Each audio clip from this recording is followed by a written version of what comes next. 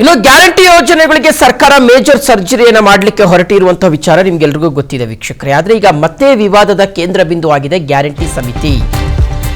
ಅಧಿಕಾರ ಹಂಚಿಕೆಗೆ ಡಿಕೆ ಶಿವಕುಮಾರ್ ಅವರು ಮಾಸ್ಟರ್ ಪ್ಲಾನ್ ಒಂದನ್ನು ಮಾಡಿಕೊಂಡಿದ್ದಾರೆ. ಹಾಗಾದ್ರೆ ಆ ಮಾಸ್ಟರ್ ಪ್ಲಾನ್ ಆದ್ರೂ ಏನು? ಗ್ಯಾರಂಟಿ ಯೋಜನೆಗಳಿಗೆ ಸರ್ಕಾರ ಮೇಜರ್ ಸರ್ಜರಿಯನ್ನ ಮಾಡ್ತಾ ಇದೆ. ಒಂದ್ ಕಡೆ ಮತ್ತೆ ವಿವಾದದ ಕೇಂದ್ರ ಬಿಂದು ಆಯ್ತಾ ಗ್ಯಾರಂಟಿ ಸಮಿತಿ. ಈಗ ಅಧಿಕಾರ ಹಂಚಿಕೆಗೆ ಡಿಕೆ ಶಿವಕುಮಾರ್ ಅವರು ಮಾಸ್ಟರ್ ಪ್ಲಾನ್ ಅನ್ನ ಮಾಡ್ಕೊಂಡಿದ್ದಾರೆ. ಗ್ಯಾರಂಟಿ ಪರಿಷ್ಕರಣೆಗೆ ಗ್ರಾಮೀಣ ಮಟ್ಟದಲ್ಲಿ 5 ಜನರ ಸಮಿತಿಯನ್ನು ರಚನೆ ಮಾಡಲಾಗ್ತಾ ಇದೆ.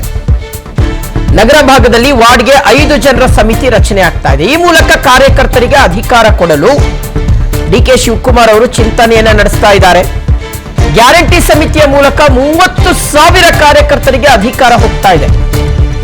ಅಂದ್ರೆ ಒಂದು ಮಾತು ಏನು, ನಾವು ಬರೀ ಪಕ್ಷಕ್ಕೋಸ್ಕರ ಮಾತ್ರ ದುಡ್ಕೊಂಡಿದ್ದು ಬಿಡೋಣ, ನಮಗೇನು ಅಧಿಕಾರ ಇಲ್ವಾ, ಕೆಳಮಟ್ಟದ ಕಾರ್ಯಕರ್ತರಿಗೆ ಯಾವುದೇ ರೀತಿಗೆ ಅಧಿಕಾರ ಕೊಡೋದಿಲ್ವಾ ಅಂತ. ಆದ್ರೆ ಎಲ್ಲರನ್ನೂ ಕರ್ಕೊಂಬಂದು ವಿಧಾನಸೌಧದಲ್ಲಿ ಕೂರಿಸೋದಕ್ಕೆ ಸಾಧ್ಯ ಇಲ್ಲ.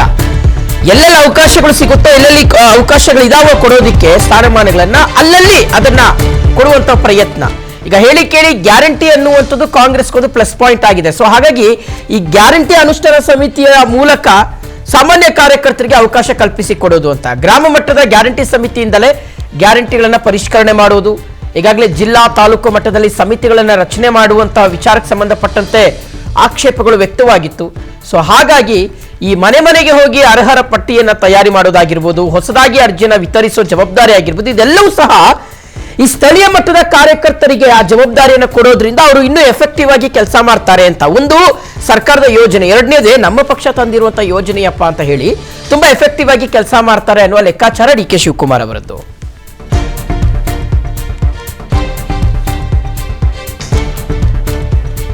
ಓಕೆ, ಡೀಟೇಲ್ಸ್ ಕೊಡ್ತಾರೆ ನಮ್ಮ ಪ್ರತಿನಿಧಿ ಹನುಮಂತರಾಜು. ಈಗ ನ್ಯೂಸ್ ಡೆಸ್ಕ್ ಇಂದ ಲೈವ್ ಅಲ್ಲಿ ಕನೆಕ್ಟ್ ಆಗ್ತಾ ಇರ್ತಕ್ಕಂಥದ್ದು. ಹನುಮಂತರಾಜು, ಸೊ ಒಂದು ಕಡೆ ಗ್ಯಾರಂಟಿ ಯೋಜನೆಗಳ ಪರಿಷ್ಕರಣೆ, ಮಗದೊಂದು ಕಡೆ ಗ್ಯಾರಂಟಿ ಯೋಜನೆಗಳ ಪರಿಷ್ಕರಣೆಗೆ ಪಕ್ಷದ ಕಾರ್ಯಕರ್ತರನ್ನ ಬಳಸಿಕೊಳ್ಳುವಂತ ಒಂದು ಕಾರ್ಯ ಈ ಸಮಿತಿಯ ಮೂಲಕ ಅನ್ನುವಂಥದ್ದು.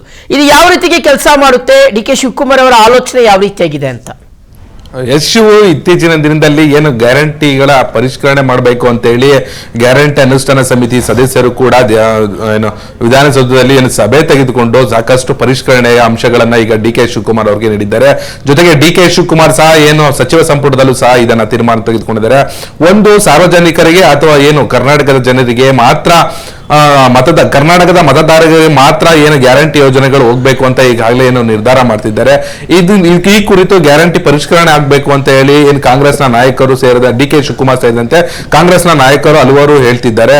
ಇದಕ್ಕೆ ಸಂಬಂಧಪಟ್ಟಂತೆ ನಿನ್ನೆ ಕೂಡ ಏನು ಡಿ ಕೆ ಶಿವಕುಮಾರ್ ಪ್ರತಿಕ್ರಿಯೆ ನೀಡಿದ್ದು, ಏನು ಗ್ಯಾರಂಟಿ ಅನುಷ್ಠಾನ ಸಮಿತಿಯನ್ನ ಏನು ಈಗಾಗಲೇ ಜಿಲ್ಲಾ ಮಟ್ಟದಲ್ಲಿ ಹಾಗೂ ತಾಲೂಕು ಮಟ್ಟದಲ್ಲಿತ್ತು, ಅದನ್ನ ಗ್ರಾಮ ಮಟ್ಟದಲ್ಲೂ ಕೂಡ ವಿಸ್ತರಣೆಗೆ ಇದೀಗ ಡಿ ಕೆ ಶಿವಕುಮಾರ್ ಅವರು ಮುಂದಾಗಿದ್ದು ತಮ್ಮ ಕಾರ್ಯಕರ್ತರಿಗೆ ಈ ಅಧಿಕಾರವನ್ನ ನೀಡೋದಕ್ಕೆ ಮುಂದಾಗಿದ್ದಾರೆ.